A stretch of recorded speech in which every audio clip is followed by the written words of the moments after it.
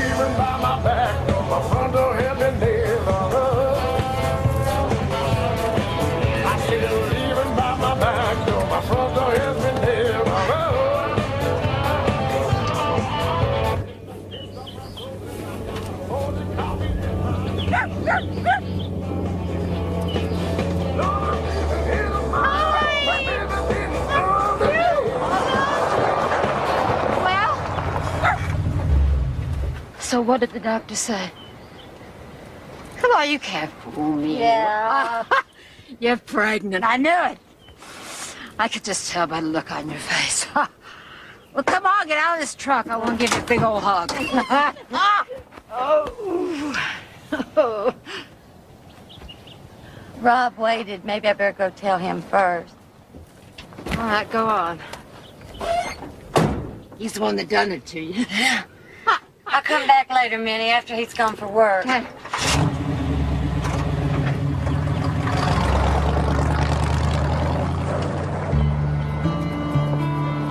Here, Shag.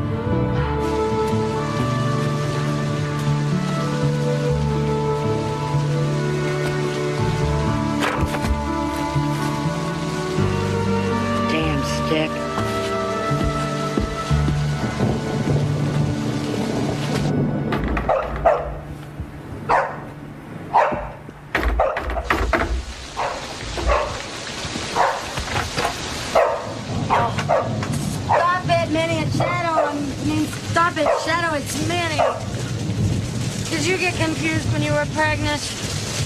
I don't remember. Oh, Give your saltines. I thought I was done with these. Thank you. You're a lifesaver. well, that's the least I could do. You know, you got yourself a considerate husband there.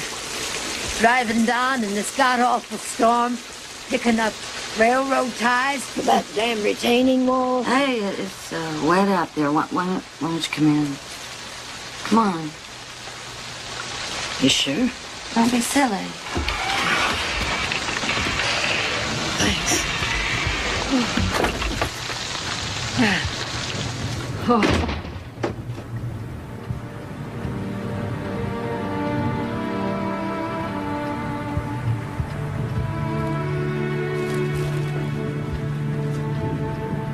So how long you think the boys will be gone?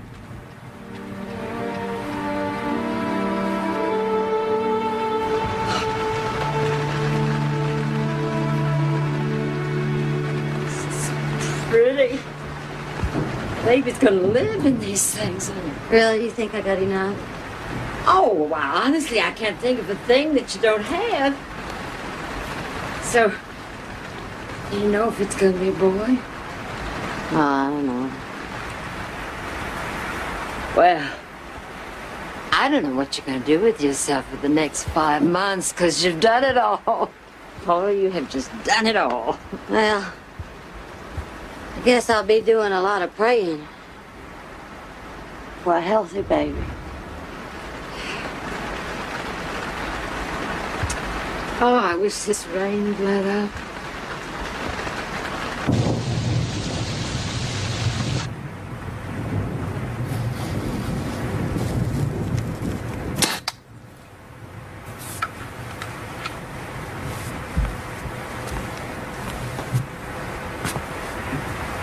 Thanks.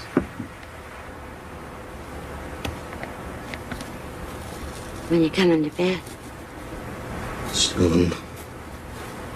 That's what you said an hour ago. Gotta get it right. It's just a plan for the retaining wall. It's not the wall.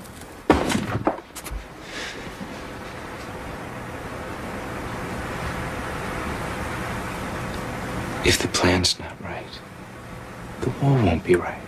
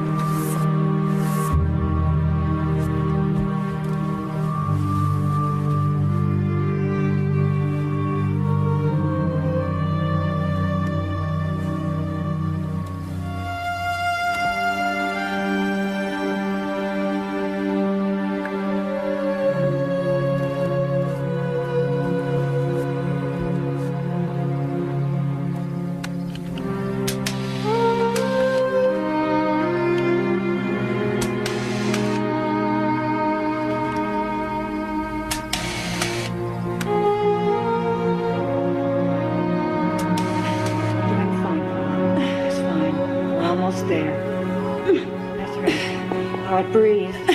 Push hard, Paula. That's it. You've got to push harder. Push harder, Paula. All right. Yes, that's it. There we are. It's a girl.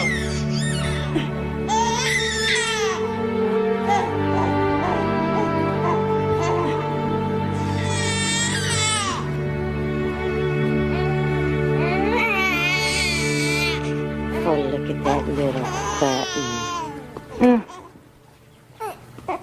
Isn't she pretty? She's just an angel. You want to hold her? I'd love to. Oh.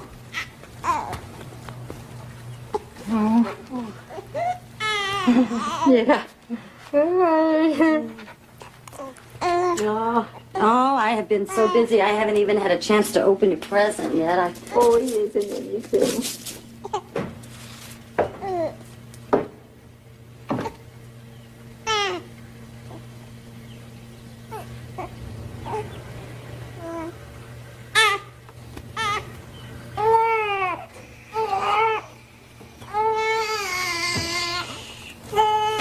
I need to take her back.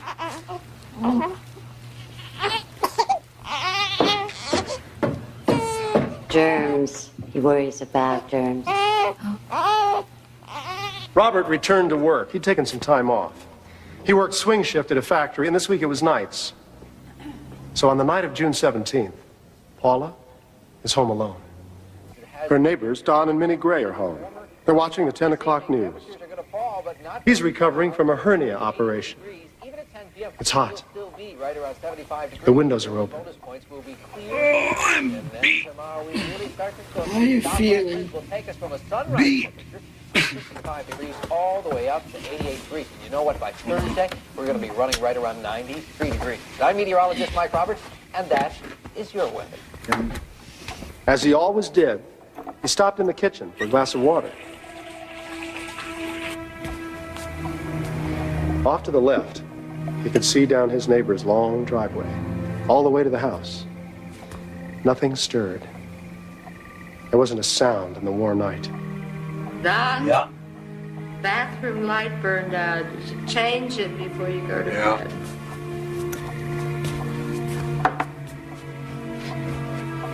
Night, man. No.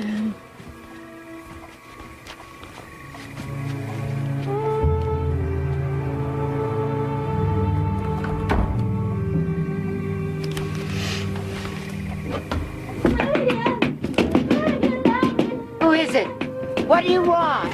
Paula, help me, please let me in. They stole my baby. They stole my baby.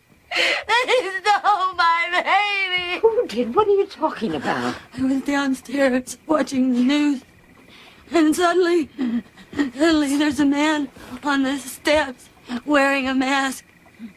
He has a gun and he tells me to lie on the floor for 10 minutes or he'll kill me, so I did.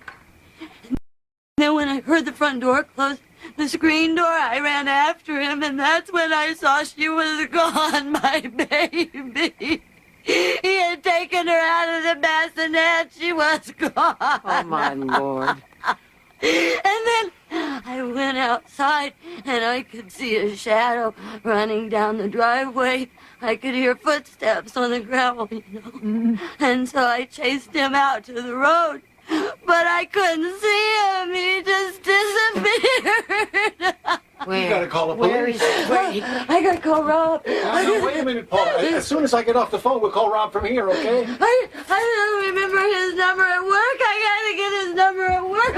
Can't go back there. Just wait. You don't know who's back there. Paula, damn it.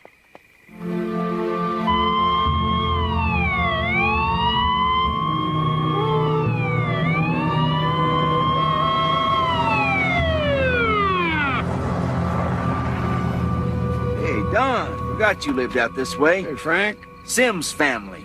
You know them? Nice kids. Minnie knows them better. She's up there now.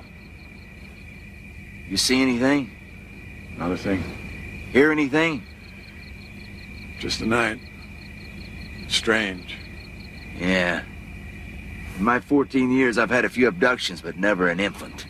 Who'd do something like this? Better get out of those striped pajamas, Don. State police might take you for an escapee. State police? This place is gonna be a zoo.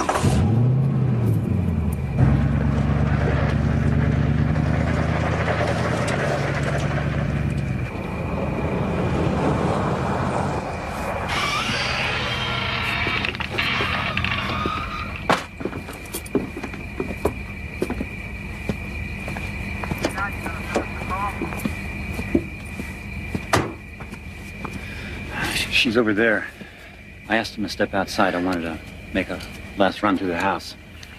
What'd you find? A slit on the screen door the size of a worm. Front porch. An empty bassinet. What'd she have to say? Somebody stole my baby. Huh? Well, you try. The woman's incoherent.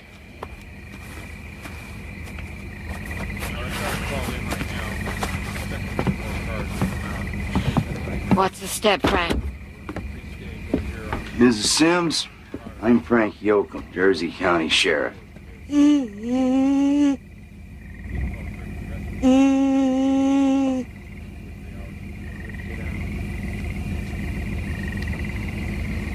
Minnie, why don't you get some air? We'll start from this mark over here. I don't know if you can see that tree, make that tree out over there. Just take our line all the way across. Mrs. Sims, I know you're upset and I hate doing this to you. I know you've been over all this with the other officers, but I'd like for you to tell me what happened. You say it was about 10:20 p.m. when the gunman appeared. Had you just looked at your clock, or how do you remember exactly? No, the weather. Like I said, I was watching the news, and that's what time the weather comes on. Oh, okay. You know what kind of gun it was? Just a gun. Was it black or silver color? I think it was black colored. What about the man? What? Well, What color was he? White. I think he was white. White man, black gun. You think it was a revolver he had? Did he look like this, or was it an automatic? I don't know. It was just a gun. I'm sorry. Never mind. It's okay, ma'am. That's okay.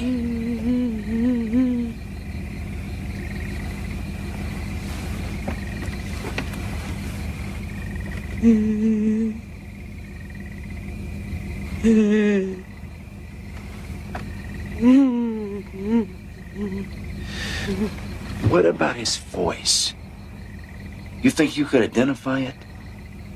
You know, it was just a regular voice. Say he was wearing a ski mask. Did he have on gloves, too? I don't know. I don't remember. Oh, wait, yeah. I think he did have gloves on. I think he did. You wouldn't happen to remember what kind. Who's it?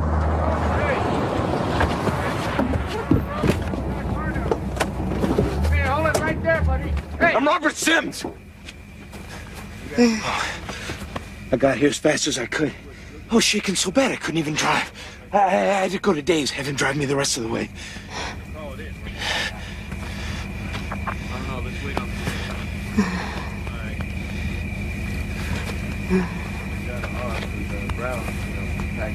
Here's this other flashlight.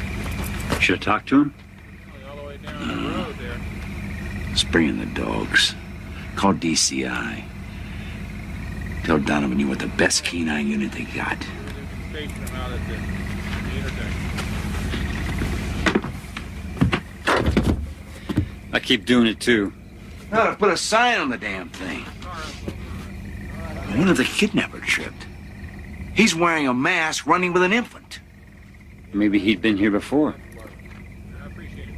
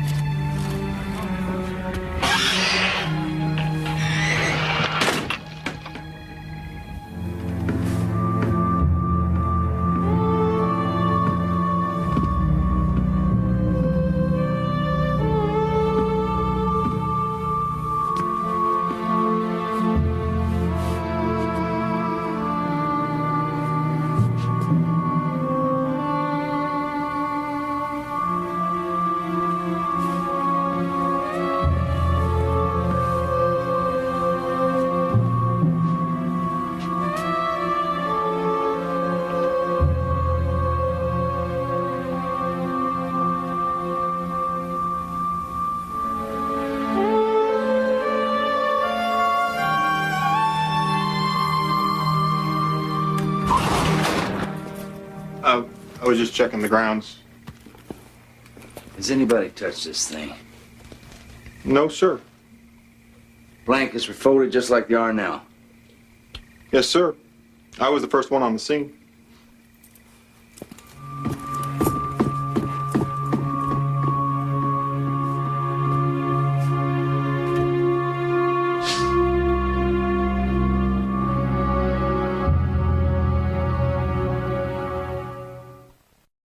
On either side of it, though, there's been so much traffic so far.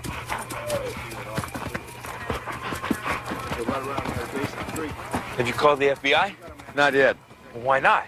There's no jurisdiction for them yet. Have you set up roadblocks? That wouldn't do much good. You got a lot of country roads leading out of the area, and you got a major highway less than 1.25 miles from here. So put a car in every road. You can't stop every car. Well, you could try. You could damn well try. What about helicopters? You got helicopters? We got everything under control, Mr. Sims. Yeah, well, it doesn't sound to me like you do.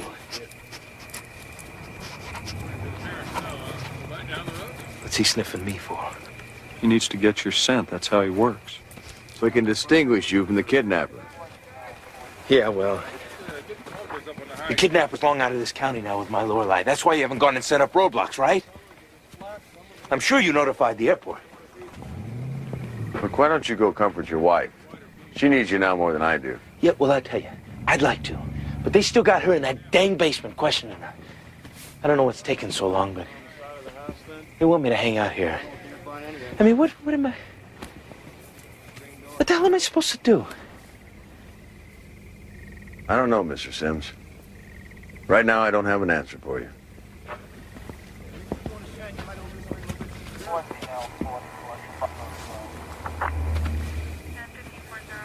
What do you think made that? Never did catch your name. Bivens. Agent Bivens. FBI? DCI. Division of Criminal Investigation, Illinois State Police.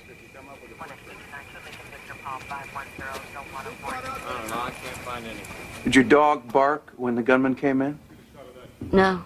When you chased the kidnapper to the road, did you hear any other sounds like his feet slapping on the asphalt or a vehicle, perhaps? No. You know your place is immaculate. How come nothing is disturbed? I guess he just took what he wanted. Mrs. Sims, we're looking for a motive here. Now, you say neither you or Robert have any enemies? Not that I know of, but you could ask him. Well, we'll do that. But, do you or your husband ever use any kind of drugs? It's okay if you tell me. I mean, we're not gonna bust you. Yeah, I know. Sure, we smoke a joint every once in a while, but that's it. But that's fine. That's okay. No harm in blowing a little weed. Recreational use. Right. What I'm getting at, you ever deal? Sell drugs? Even just, recreationally speaking? Good Lord, no.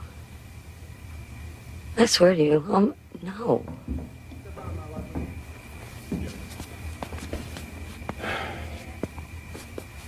You ever cheat on your husband? Or is he cheating on you? I told you to quit that smoking! Come down this road. Yeah. So, we checked that area. What's so unusual about that? Well, we could have come from anywhere. Is there anything else you can tell us? Mr. Sims? I don't know. Anything? Robert Sims. Come with me, please.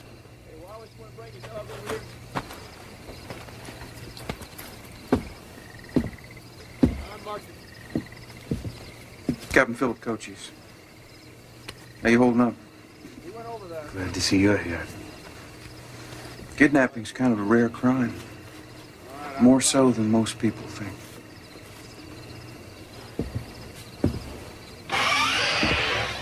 After you.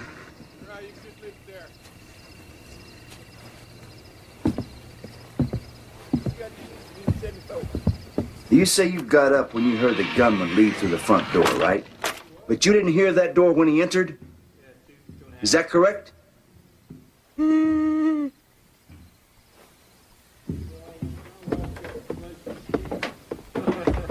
we could talk in my workshop.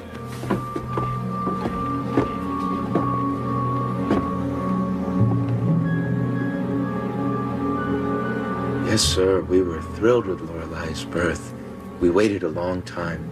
I mean, to start a family. But once we decided, why, she got pregnant right away. Very first month we tried. How was Lorelei when you brought her home from the hospital? I mean, she's a healthy baby, right? No health problems. No, none at all. She was fine, just fine. You know, like babies are. They wake up a lot. Sure.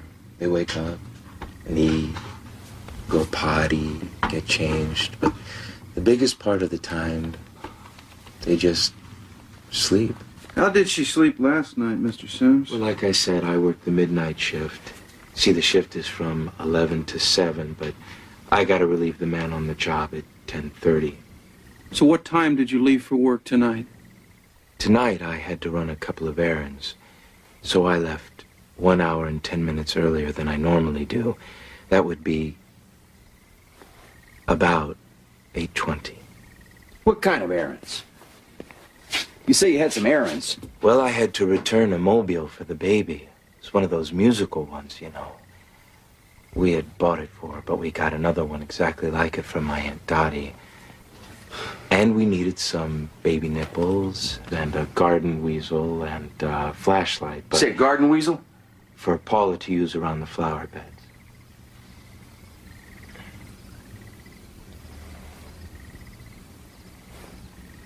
You know, One of those things you roll them back and forth and they break up the soil.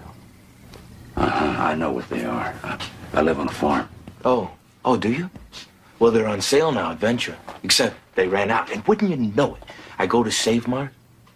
They don't stock them. And they're out of flashlights, too. Well, I'll be damned. They gave me a rain check. I got it right here.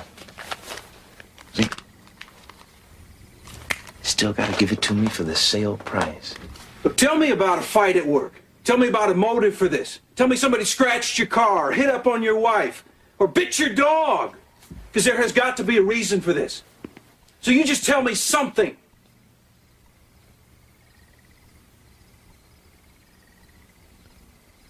Did I tell you about the nurse? No. I must have told your guy, Bivens. Yeah. Well, when Lorelei was born, the nurse said, I'd like to steal that baby. Do you think she was serious, Robert? Oh, I'm sure she was.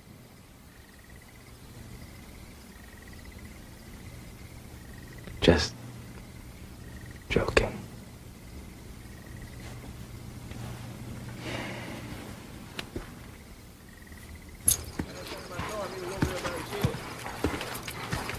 Nothing. It'll be easier when the sun comes up.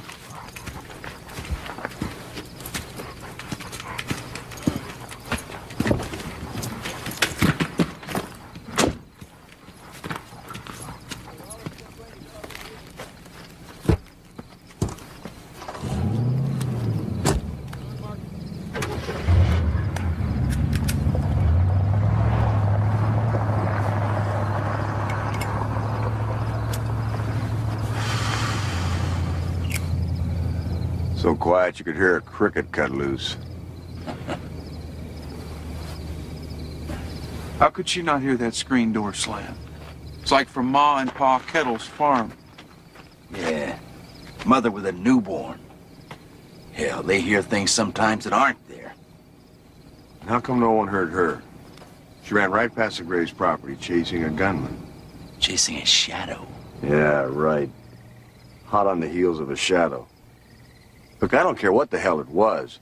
If it had a gun and my kid, I'd be hysterical. Nah, I'd be rabid. That's what you're gonna fight. You're gonna have to fight how you'd be. Look, Captain, the last thing I'd want to do is get a preconceived notion of any case. I don't like making a fool of myself. But if you don't mind, I'm gonna pray we find that baby alive.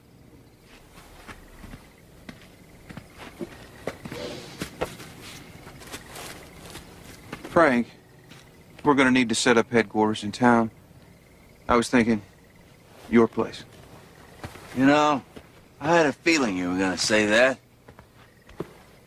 Always my place.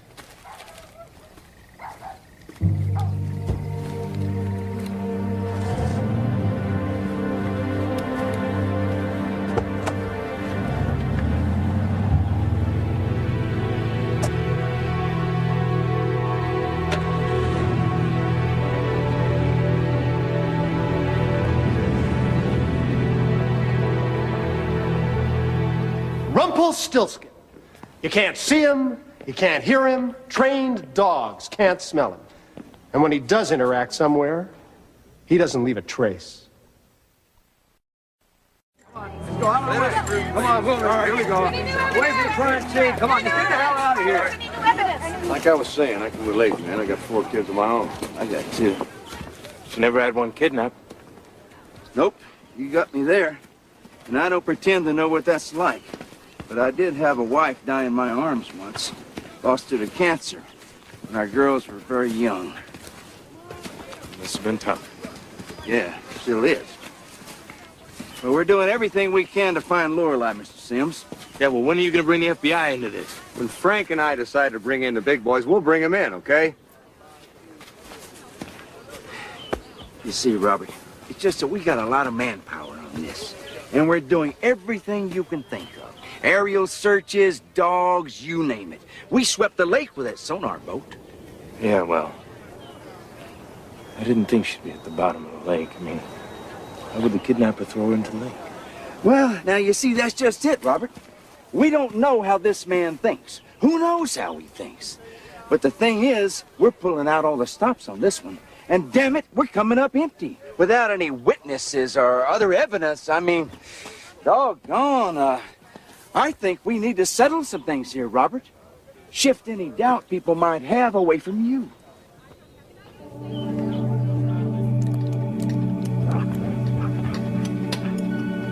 Polygraphs, huh? Right. What'd you tell him? I told him we would do anything to help get our baby back. We just want her back.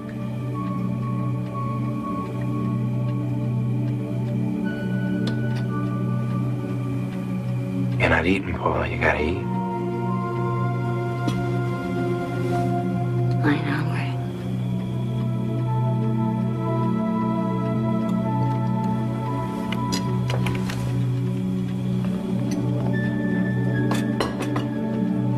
Is that it? I thought you liked me thin.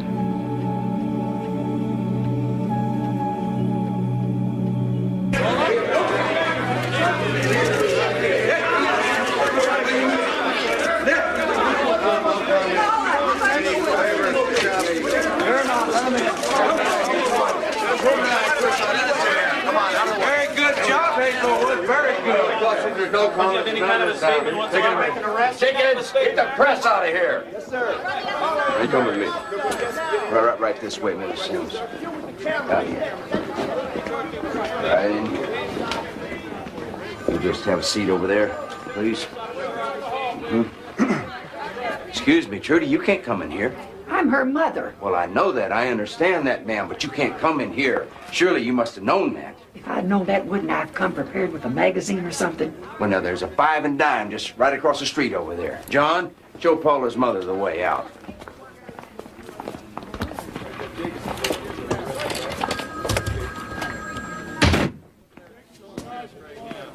All I had was diet. That's fine.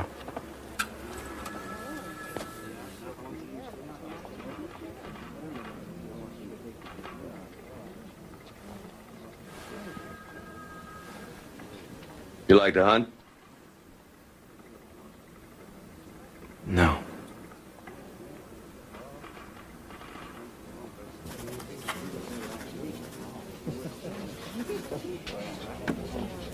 Did you give your baby away, Paul?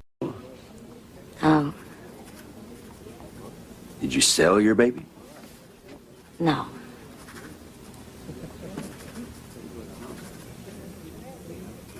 Did you dispose of your baby? No.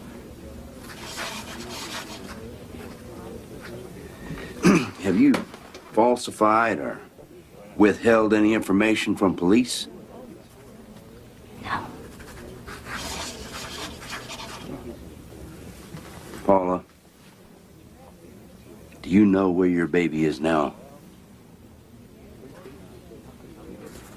Mr. Sims, on Tuesday evening, June 17, 1986, was your baby, Lorelei Sims, alive and in your home when you left for work? Yes.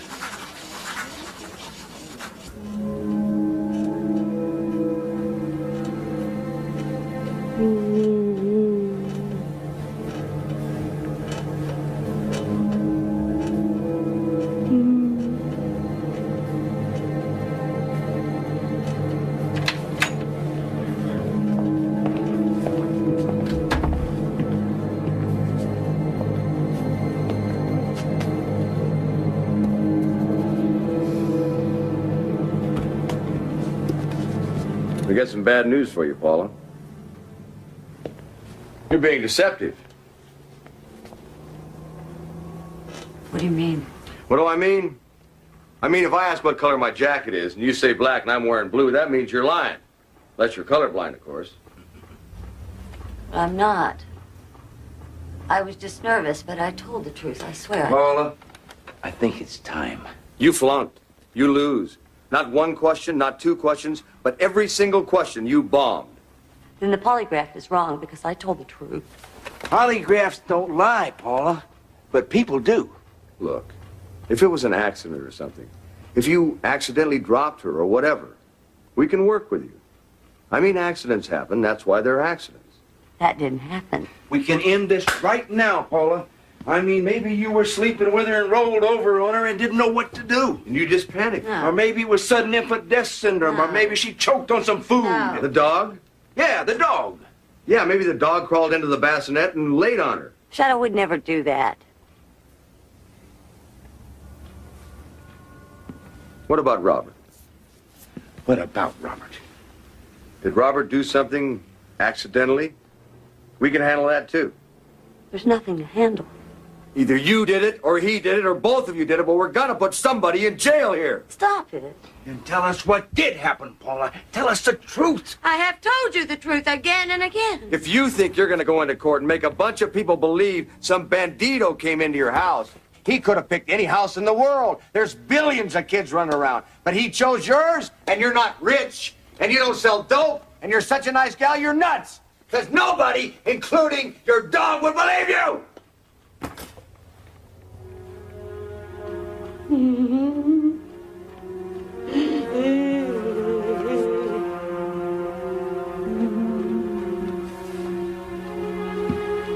Paula, now listen. We know Lorelei's dead. You know Lorelei's dead. She's out there somewhere. Please help us find your baby. Help us find her. For God's sake, give her a Christian burial.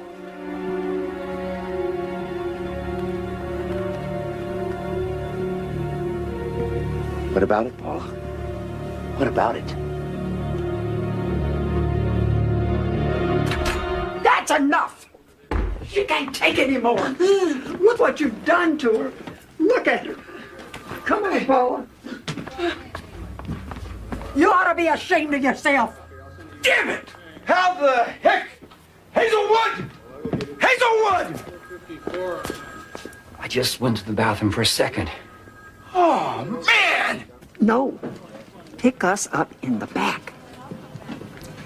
I don't want to run into the sheriff, that's why.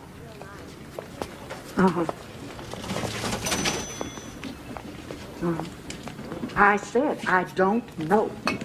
Now hurry up, all right?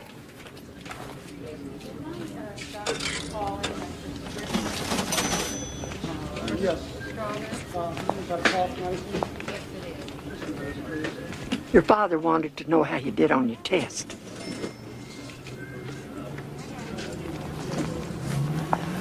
Why are they doing this to us, baby? Why are they doing this? I don't know, Mama. I don't know.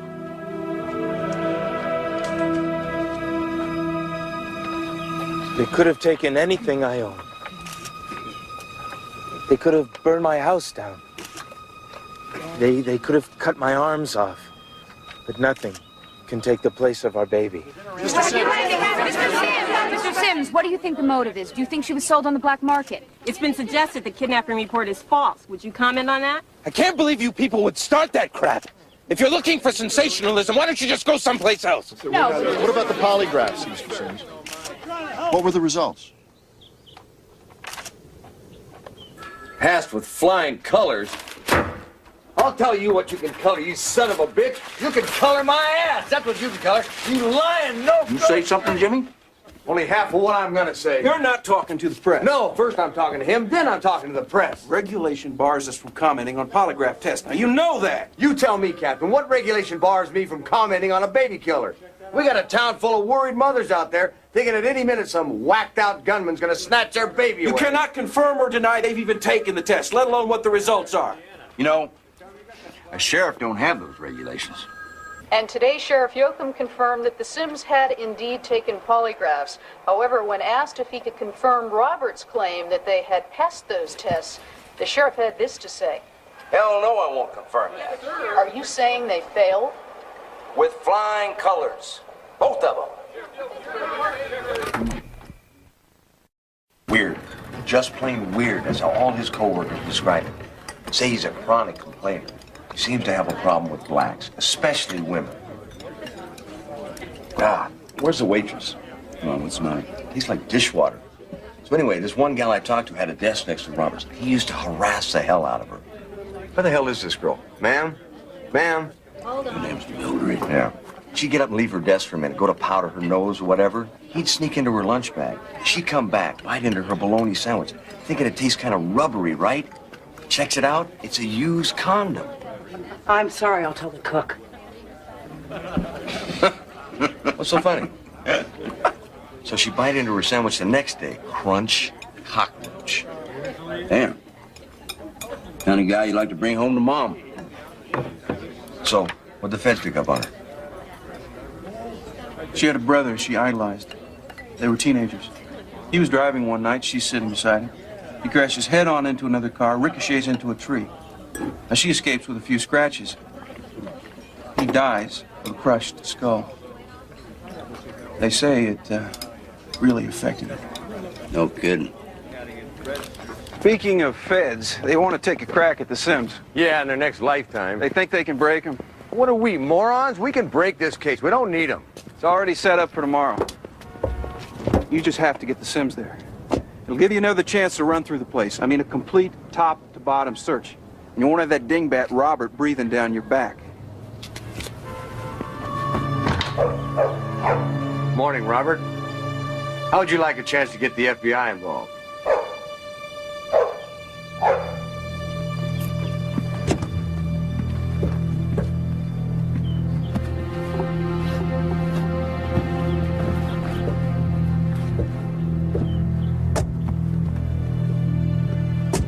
Did I tell you Robert had a prior? For what? Shoplifting. 2 screwdrivers and a chain for a chainsaw. Chainsaw?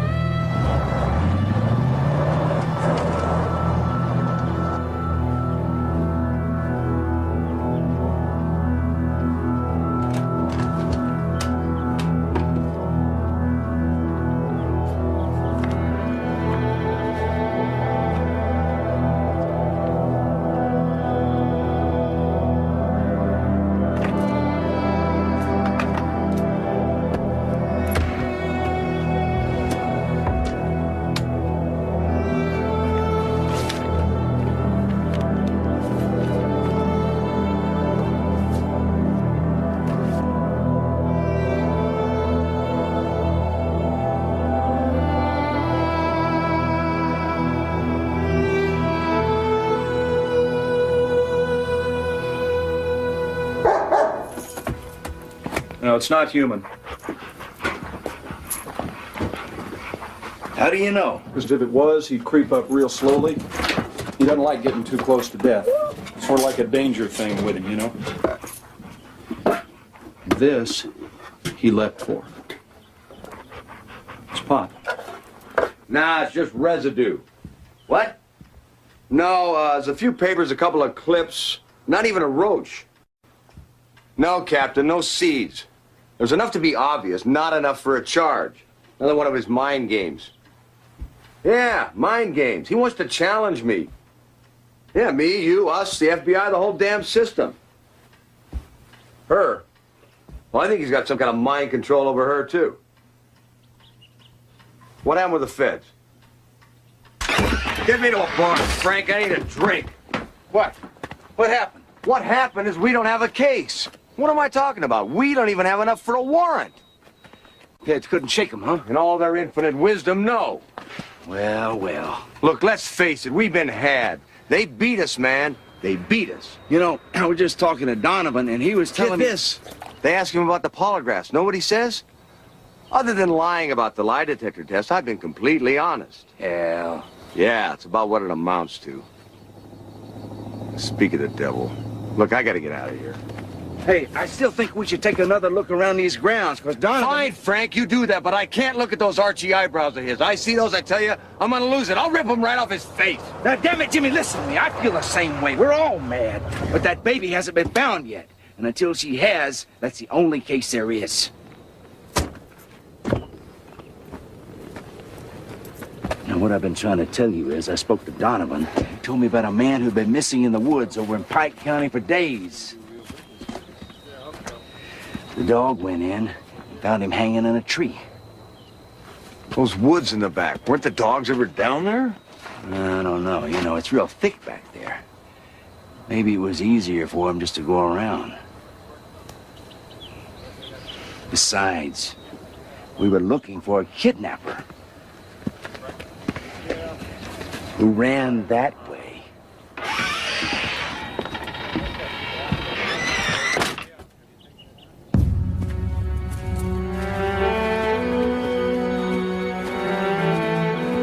You know, I wouldn't go down there.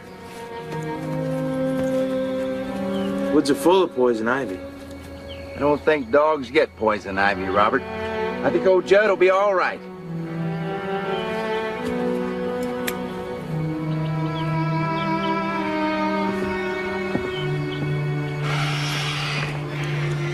Find dead. Let's go.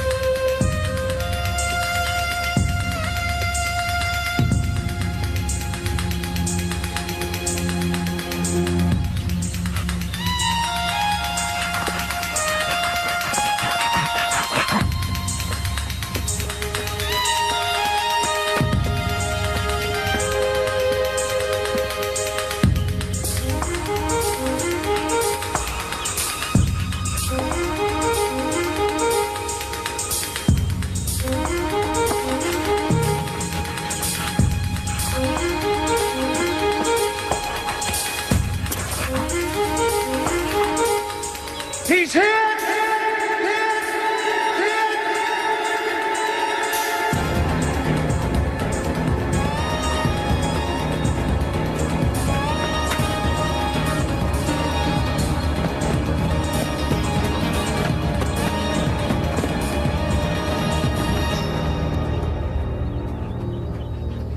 And on Tuesday, June 24th, Lorelei Marie Sims was found 150 feet from the house in which she once lived.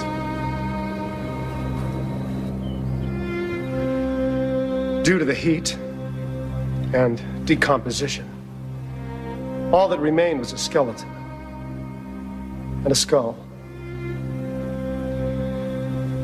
with a patch of red hair. Murder. That was Rumpelstiltskin's motive for kidnapping. Which means he would have had to grab the baby, run to the back of the house, murder the baby on the way, dump the body, and then run back to the front of the house and be a shadowy figure disappearing down the driveway. But fairy tale figures can do anything, and the Sims stuck to that story. And the Jersey County State's attorney could not bring charges because he did not have proof beyond a reasonable doubt as to the identity of the killer. And so little remained of Lorelei's skeleton that the cause and mode of death could not be determined. The Sims moved away to a new home in a new county 10 miles from the last and started on a new family. They idolized their son. His name was Danny. Oh, Danny's getting to be a big boy. Oh, hello, hello, we're gonna have a birthday. We're gonna have a birthday in 2 days. Let's put the bucket on your head. You wanna play with the bucket? Oh, look how funny you are. Oh. Paula, don't do that, Paula. Boom, boom. Can you do that? Boom, boom. Hey, hey, Mommy's gonna get you. Danny has a birthday. Danny has a birthday. 1 year. Oh, it's okay. It's okay. Good, Dad. Yeah. You want a cake? It's your birthday cake. Would you like it? You don't like it? Well, how does he know if he likes it? Why don't you put it in his mouth, Paula? And you know, we're expecting a baby in less than 2 months. Yeah, you're gonna have a little or brother or a little sister.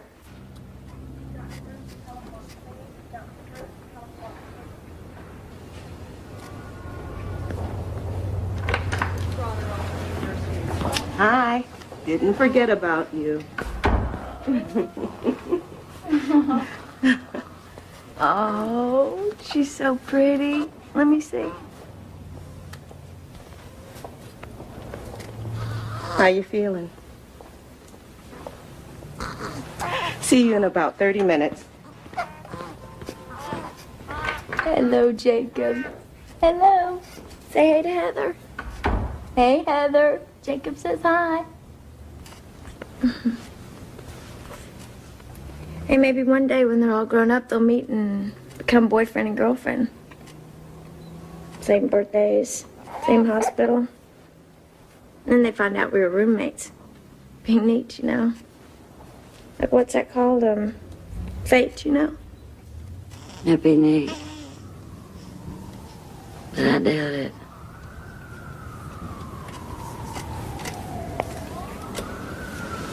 Oh, I'm so sore.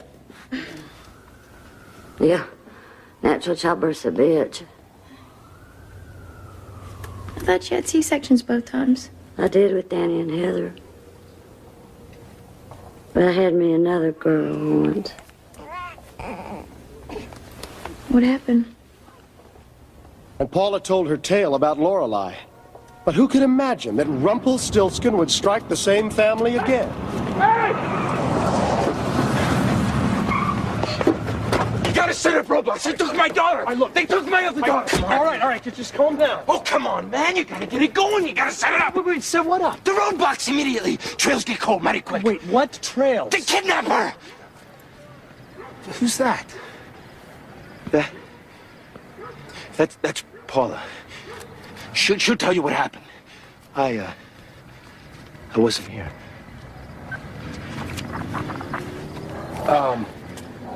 How do you get around the fence? Here. And amazingly enough, the second story parallels the first story. But it's changed a little bit. Because now we're dealing with an experienced killer. Did you see a car? No. Nobody sees the car. Did you hear a car? No. Nobody hears a car. Did you see the offender? Nobody else sees this person. And she couldn't really describe him because... He was wearing dark clothes and a ski mask, and he had a gun. And what does he do with this gun? He pointed it at me and told me to get back in the house. You were standing right here? Yes. And I turned and I went in here through the kitchen. And the fairy tale figure marches in and he strikes her? On the back of my head right here. With the gun? No, it felt like his hand, like this. Karate chop. That's what it felt like to me. Then what happened? And it knocked me out, and I was unconscious until... Now, isn't that convenient? She was unconscious until... I come home, and I find her laying face down on the floor. Her eyes were closed. I mean, I thought she was dead. Except her color looked fine at a glance. And when I touched her hand was warm. So I shook her, and I said, Paula, what's the matter? But I couldn't rouse her. Then it hit me. The door's unlocked. Paula's on the floor. 2 children in the house. So I run in here to see Heather. Make sure she's all right. Didn't dawn on me she'd be gone, but... Guess what? Heather is gone. Now, at that point, did you look for your son? No, not yet. So I run back into the kitchen. And I shook her really good. And then she started stirring. And I said, where's Heather, Paula? Where's Heather? Where's Heather, Paula? And the last time I saw her, she was in the bassinet. That's what she was saying. She's in the bassinet. And I said, no, she's not there, Paula. Where's Heather? And then she started mumbling something about taking out the garbage. See, she took out... Yeah, I took the trash out about 10:30. So you said the diapers were kind of smelly. Yeah, my daughter had a little bout with diarrhea, and I didn't want my husband to Didn't have want to me smell. to have to smell them when I come home from work. Diapers were stinking up the kitchen, right? Right. And so I took the trash out, and that's when... And that's when the bandito shows up. this roving Rumpelstiltskin has followed her to her new home and landed on her doorstep when she's taken the trash out. And once again, in a ridiculous manner, in an impossible way, he snatches a baby girl. And for the second time, he doesn't leave a trace of evidence. Not a laceration, not a fracture, no soreness from a blow that she says left her unconscious for 45 minutes. He doesn't even leave a bruise. Because he's the fairy tale man. It's a very interesting phrase, taking the trash out. Because 5 days later, Heather is found dead in a trash bag at the bottom of a trash can by a riverbank. And to Paula Sims, that's all her baby was to her. A piece of trash to get rid of. The killer, ladies and gentlemen, is the caretaker. The person who was supposed to protect and love her daughters unconditionally, ruthlessly, and cold-bloodedly took their lives. That is the last face that baby Lorelei and baby Heather saw. Mommy.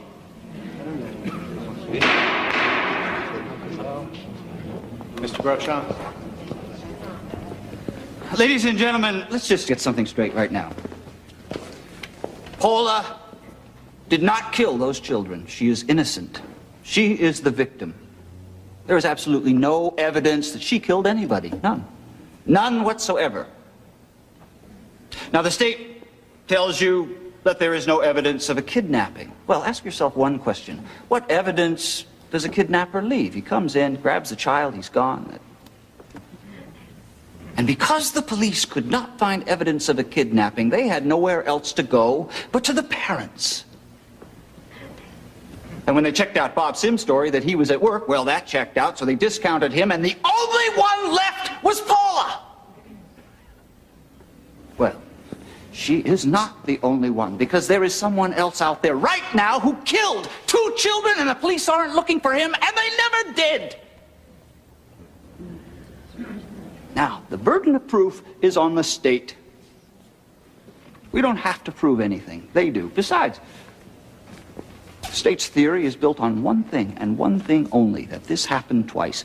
Is that unusual? You bet it is. But that's not the question. The question here is, did Paula Sims kill her daughters?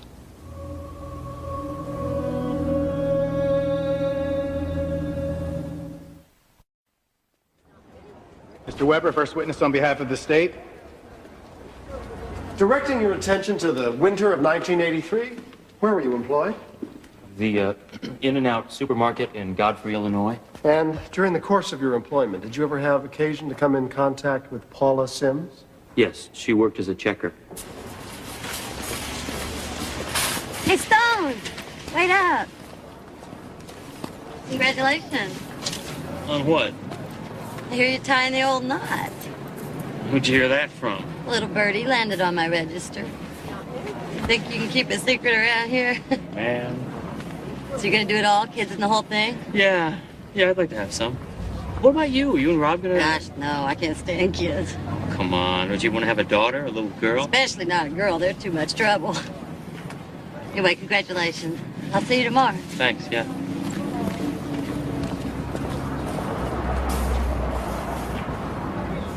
And what was your reaction to that? Well, I'm a person that really likes children, you know, so it just struck me as odd. No further questions. People's Exhibit number 11. Would you please tell the jury what that is?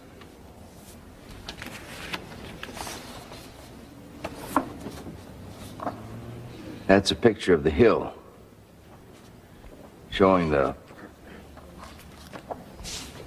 skeletal remains, including the spinal column and the skull of Lorelei.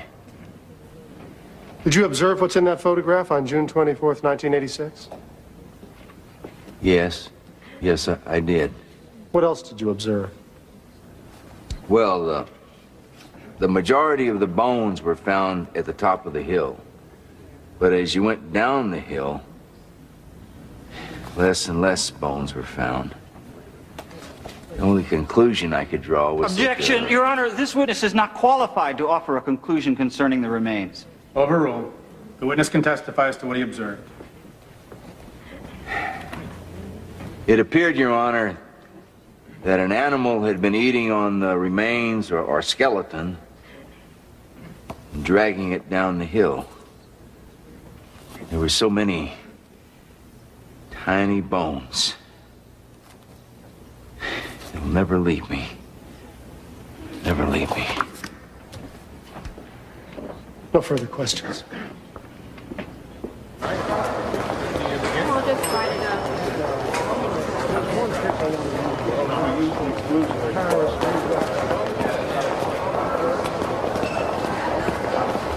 Good job, Sheriff. Hey, Jimmy. How have you been? Fine. Good to see you, Frank. Yeah, it's good to see you, too. Couldn't stay away, huh? Some of them you just can't shake loose of, you know? Yeah. Listen, you want to get a beer or something? Sure. Good. It's not like I haven't seen people die. I've seen people die. I mean, I've been around death. Look at the human body inside and out. But to see that little thing laying there. I just couldn't grasp the fact that... You know what I was thinking about? What? At the time, I was thinking about my own girls. When they were first born. What they felt like.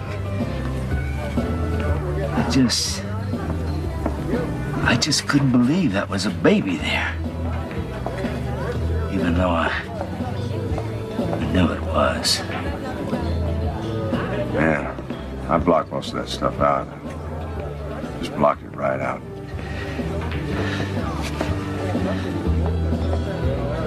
Funny how people are different. Prosecutors began their case with the death of Lorelei in Brighton in 1986. No murder charges have been filed in Lorelei's death, as the cause of death could not be determined. But prosecutors are using evidence from the first incident in an attempt to prove that lightning could not have struck twice, and Heather's murder could not have happened the way Paula said. The prosecution is pointing to a possible motive. The Sims didn't seem to like baby girls as much as their baby boy, Danny. Paula Sims could face the death penalty if convicted of the death of her daughter last year. In the courtroom today, two FBI agents took the stand It's Mommy. and testified on behalf of the prosecution. I work the nursery and OB floor. Are you familiar with Robert and Paula Sims?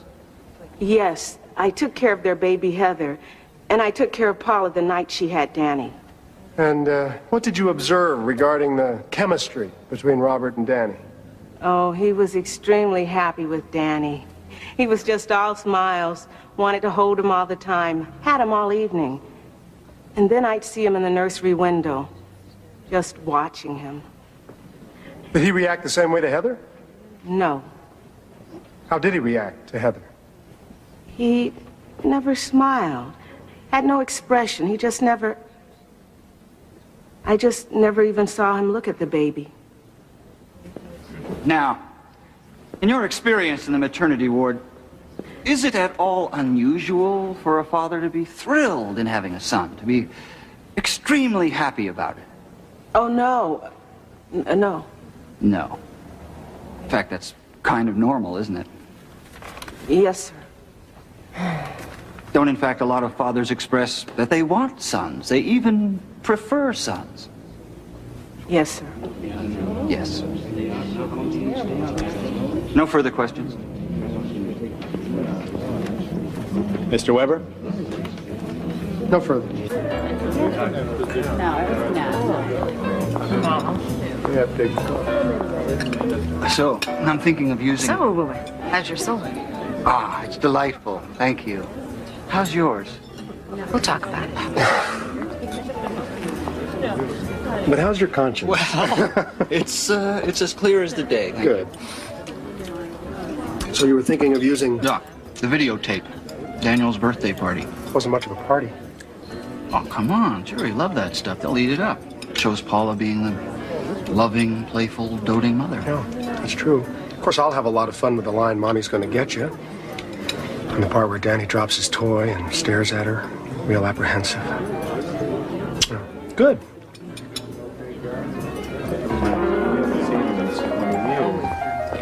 Oh, yeah, by the way, you got Rumpelstiltskin wrong. What do you mean I got him wrong? I mean, you got him wrong. Don't tell me I got him wrong. I played him in 3rd grade. Yeah, and what do you remember? What, am I back in school here? I remember playing a dwarf called Rumpelstiltskin. I got a standing ovation. Is there anything else you'd like to know? The story? I mean, what's the story, Weber? You think I don't know the story? No.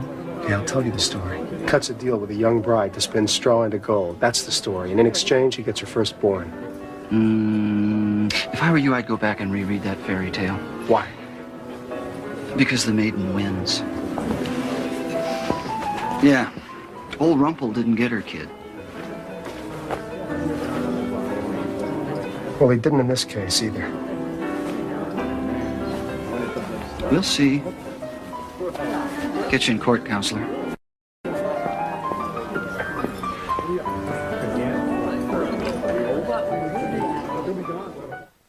All rise. Hear ye, hear ye. The 3rd Judicial Circuit Court of the State of Illinois is now in session. The Honorable Andreas Matosian, Judge presiding. Please be seated. Good morning, ladies and gentlemen. Your next witness, Mr. Weber. Wendy McBride. So, you're in the hospital. You just had a boy, and Paula just had Heather. The two of you were chatting back and forth, right? That's right. Now, during the course of this conversation, did Paula tell you about a previous daughter that she had? Yes. She told me about Lorelei. And what did she tell you about Lorelei? She told me that 3 years ago, while her husband was at work, she was either, I don't know, either taking out the trash or burning the trash. I can't pinpoint either one, but when she came back in the house, a masked gunman followed her and he knocked her unconscious. And when she awoke, Lorelei was missing. Now, Wendy, were you aware that that was not the story that she told the police back in 1986? No, I was not. And were you aware that that would be the story that she would tell about Heather 6 weeks in the future? No, of course not. How did you learn of Heather's disappearance? Oh, my mother called me because she knew I didn't watch the news. And what was your reaction? I just thought, poor Paula. Somebody stole her baby and she was taking out the trash again. No further questions? Mr. Groshon? Yes. Now, Ms. McBride, this conversation that you had with Paula, the conversation that you say you had, this was on March the 18th, about 3 o'clock in the afternoon. Is that right? To my best recollection, yes. Yeah. Now, on the morning of the 18th, did you have a problem at the hospital? Say, for example, didn't you get dizzy and fall down? Yes, I did. Hit your head? I conked my head. Yeah. Did you get hurt? Well, I've been hurt worse, but, I mean, I hit a concrete floor flat on my face. Is that what happened? Yes, that's exactly what happened. Did you pass out? Well, I woke up on the floor. Did you lose consciousness or didn't you? I don't know. You don't know. Now, how long after the fall did you get the x-rays done? To my best recollection, it was right after. And after you fell, did you complain of headaches? I've had headaches all my life, sir. Yeah. The question was, after the fall, did you complain of headaches? Well, yes, I'm sure I did have a headache. I had a bump on my head. Now, isn't it possible, Wendy, that you were the one who was confused, that you, in fact, confused the details of the Lorelei abduction with what the papers later said about the Heather abduction? I'm not a paper reader. Now, Miss Potter, how long have you known Paula? Well, me and Paula have been friends since high school. I knew her before she met Robert. Did you ever visit Paula in her home after she was married? Not when they lived in Brighton, but when they moved to Alton, I did, occasionally. Did you ever visit when Robert was around? No. Why was that? Well, he made me feel uncomfortable. He had these rules. Tell me, was there ever a time when Paula discussed these rules with you? And how she might have felt about them? Yes. The last time I visited her, she did. About 2 weeks before the Heather incident. Now, when you got there that day, what was Paula doing? She was waiting for me to come. Okay. Was she eating or drinking anything?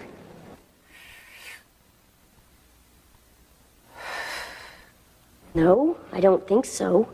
What was she doing, Ruth? She wasn't doing nothing till I got there. Please. Objection! This is totally irrelevant. Sustained. What did Paula tell you about the rules? So my aunt and uncle are coming from Missouri to visit Heather, right? And so I'm on the phone with her, and Robert's saying, I mean, she's calling long distance from Missouri, right? Did I already say that? What? Huh? All right. So Robert's standing right next to me, and he's breathing down my back, and he's going, "The rules, Paula, the rules. Better tell him about the rules." So I'm going, "Sure, you can see Heather. Bring her a nice little gift. Be sure to leave your shoes at the door. Got to wash your hands as soon as you come inside. Do not touch the baby if you have a cold, and whatever you do, do not cough, sneeze, or sniff. You can't touch the baby. Nobody can touch the baby." So did they come? Yeah, sure they came. To my mother's. They left the present with her.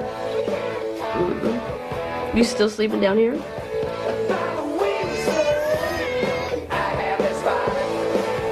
Why did you put up with it? Why don't you help me fold this sheet?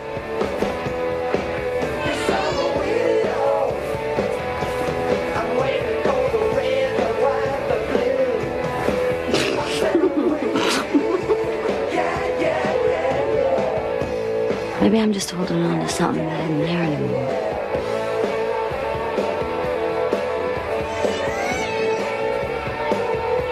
I don't know how much longer I can take it, Rube.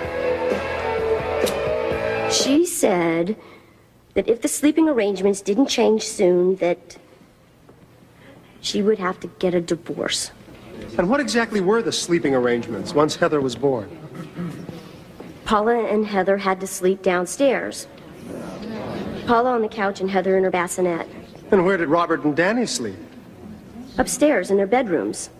And what happened to these sleeping arrangements after Heather's disappearance? Paula moved back upstairs with Robert. Thank you. I would like to call Dr. Mary Case. Your Honor. Your Honor, the defendant wishes to waive her right to be present for this testimony. No objection. That will be allowed. Please escort the defendant from the courtroom.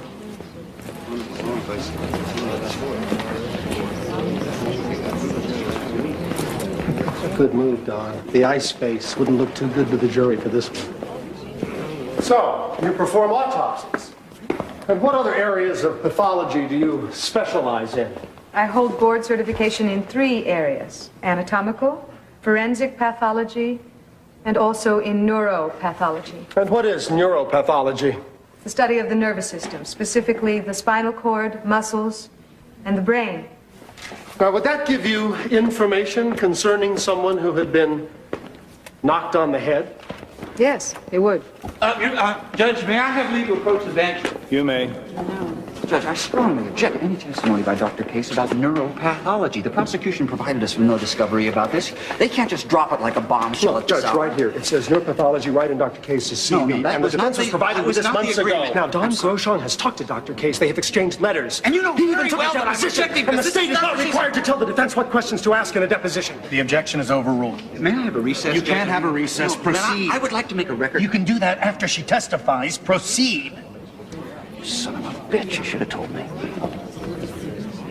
Dr. Case, how was the body of Heather presented to you for autopsy?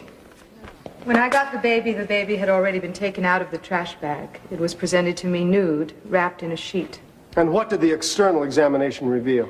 That Heather was a well-nourished infant between 6 and 8 weeks of age, weighing a little over 10 pounds. On the inner surface of the upper lip, there were 3 small lacerations. The body was very well preserved and externally showed no evidence of decompositional changes. And what did the autopsy reveal? The internal changes did not match the external changes. The organs showed a high degree of autolysis, meaning they were beginning to decompose. And what did that mean to you? It was my opinion that the body had been frozen in order to preserve it. What did you determine to be the cause of death in Heather Sims? Asphyxia. And it was my opinion that it was done by suffocation, meaning something was placed over the nose and mouth, causing the tears on the lip. Dr. Case, would you please tell the jury what air hunger is? If somebody obstructs your breathing, you naturally feel a need to breathe. You feel a burning in your chest. Or if you simply stop breathing and you hold your breath, that's air hunger. And how long would it take to smother a baby the size and age of Heather? To the point of death, that would take 3 to 4 minutes. To the point of losing consciousness? Around 2 minutes. Would a baby struggle? There would be a struggle in anybody that's not paralyzed. Even a baby will try to push away something that was trying to harm it. It would be kicking its legs like crazy. Turning your attention to your area of neuropathology. No, Your Honor, I object to any testimony in this field, and I ask to be heard out of the presence of the jury. No, I know what the motion is. Your Honor, I would object to your ruling without even hearing me. She may testify. You can cross-examine her. You can even bring in another expert. If it please the court, it's been a long... Proceed. If it please the court, it's been a long time since we've had a break, and I would like to be heard. You'll be heard when we break. Proceed. Dr. Case, assuming that someone had received a blow on the head which rendered them unconscious for 45 minutes, would that be a severe loss of consciousness? 5 minutes would be severe. 45, that would cause serious injury to the brainstem. Would there be any memory loss? Yes, there would be what we call retrograde amnesia. And how much memory would you lose? You would lose the memory of the blow.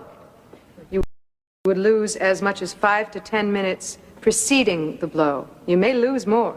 But Paula Sims states that she remembers the blow which left her unconscious for 45 minutes. Is that medically possible? That is impossible.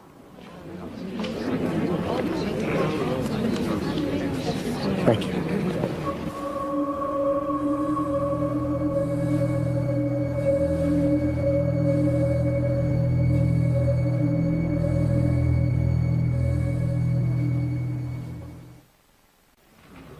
Now, Robert, is there any reason that on direct examination you had trouble remembering Heather and Lorelei's birthdays, but no trouble at all remembering Danny's?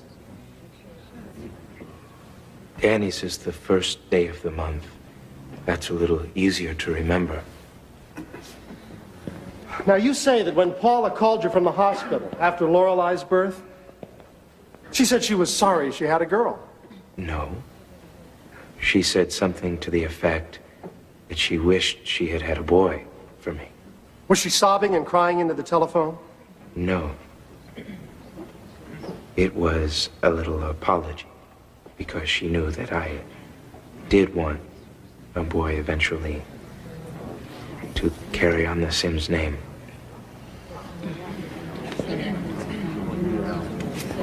Now, after Heather's disappearance, or at least until she was found, you were pretty wrung out, right? I've been wrung out for 4 years. Just no energy, depression, just don't want to do anything, can't seem to get going in the morning, just worn out, right? Yes. Very tired. And Paula was probably worse off than you, right? I don't know. Well? She wasn't in good shape. So why did you tell the FBI that on the night before Heather's body was found in a trash can, you had the best and longest lasting sex you ever had?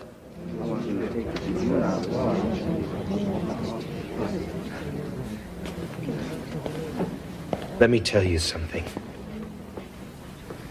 Sex can be a stress reliever. We loved each other very much. I was trying to comfort her, she was trying to comfort me. I believe in my wife. It was the best and longest lasting sex you ever had. It was good. And this was right after... Usually is. Yeah, sure. And this was right after your second child had been kidnapped and taken to parts unknown by a gunman? And that's what you were doing? And that's what you were thinking about? What are we supposed to do? 24 hours a day.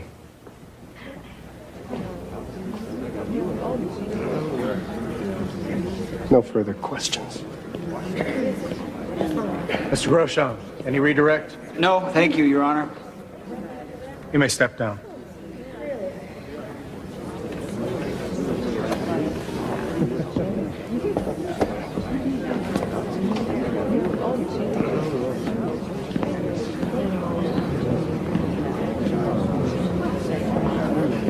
I don't give a damn which one serves time for murder. That son of a bitch ought to be locked up. Let's take a recess for lunch. It's putting this pressure on him. Got him sleeping downstairs. I think it was real subtle, like, boy, I'm really getting tired of these dirty diapers around. Why don't you just get rid of them? Yeah, get the trash out of here. And when you get this straightened out, we go back to normal. And once it happened, I mean, once she did it, he's probably saying to himself, hey, man, she believed me. Oh, they're going, Paulie, you screwed this up, hon. You got everything out of place, and I'm going to put it back in place. So this is what you'll say, and we'll stick to it till death do us part. Yeah. He probably didn't know what he was messing with when he played with old Paula's mind. Made her trip her trigger. Look, let's face it, you can't put some kind of rational thought process in these people's minds. You can only go so far with this deep psychological, philosophical crap. You reach a point, you can't go any further. Yeah, some people are just evil. Paula, I want to talk to you about the fellow that you saw standing on your stairs in 1986 and about the fellow you saw in your backyard in 1989. Did you see any similarities in those two people? Definitely. It was the same guy. And how do you know that? I know that. Especially from his voice. If I heard it today, I could recognize that voice. On May 3rd, did you go over to West Alton and hide your daughter's body in a trash barrel? No, I did not. Did your husband, Robert, do anything in that regard? No. Did you kill either one of your daughters? No, I did not. I loved my daughters. And I still do.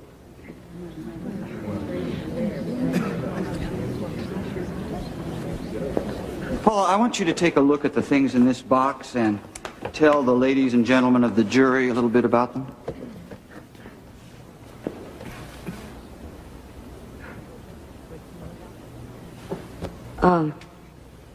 This is a doll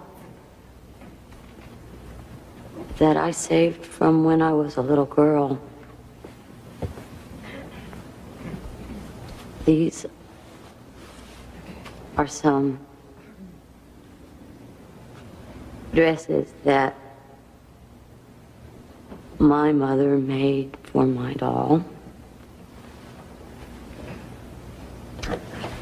This is a pillow for the doll.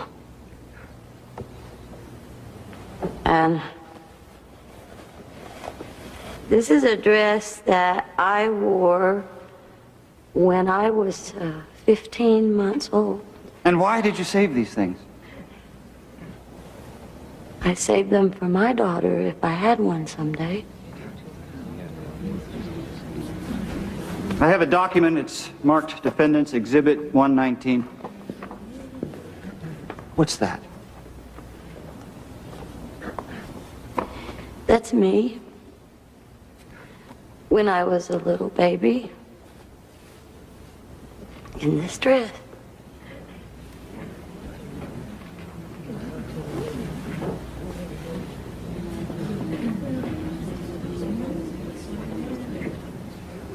Ladies and gentlemen of the jury, I would ask you not to sympathize with Paula Sims and the act she committed just because she was once a little girl.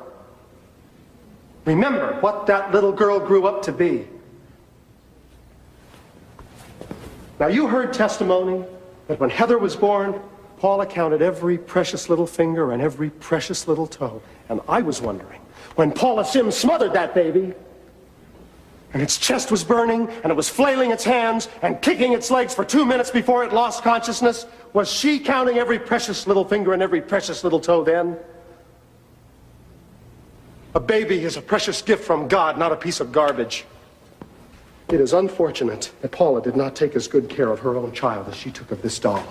And it is unfortunate But the people who weep in this case for baby Heather are the people of the state of Illinois. Now, I don't want you to convict Paula Sims on passion or prejudice. That's not right. And I don't want you to convict her because people are outraged by what she did. I want you to convict her because there is no reasonable doubt about her guilt and because what she did in her murderous, malignant heart is beyond statement. And I want you to convict her because a baby belongs in a bassinet.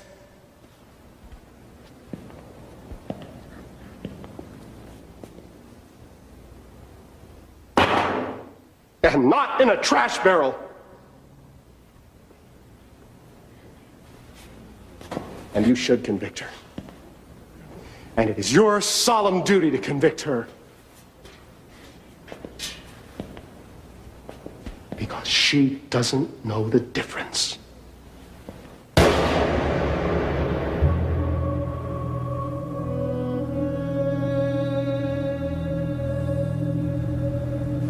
I killed my girls.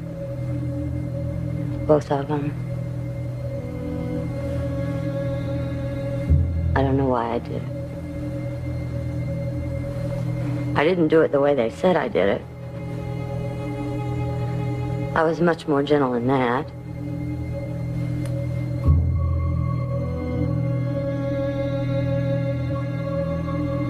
I guess it was just the pressure and the rules.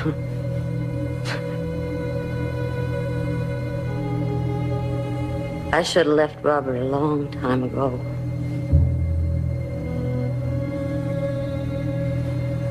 But I didn't.